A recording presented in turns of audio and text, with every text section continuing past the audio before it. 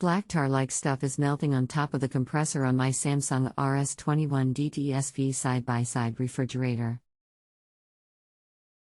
Seems to come from a small copper tube-like expansion of the copper pipe passing by just above the compressor. What is this, and should I worry? Patrick.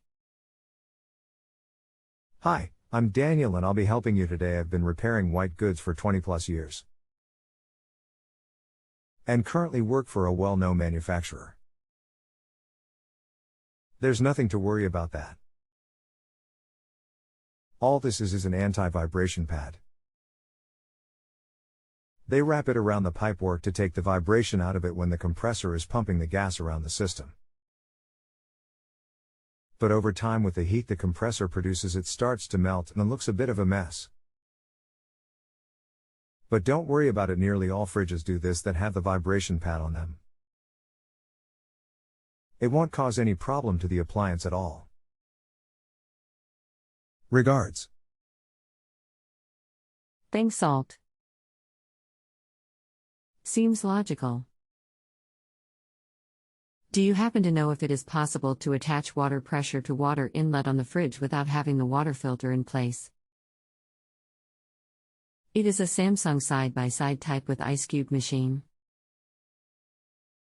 Model type RS21ddsv. Will the water then just flush info the fridge through the filter holder? There is a lid on this but not tight and no washer. I don't know type of water filter and where to get. Yep, you can run these without a filter. They usually use an external filter, so the fill hose goes from the water supply through the filter and into the fridge. So if you don't have a filter, you can just run the water pipe from the supply straight into the appliance itself.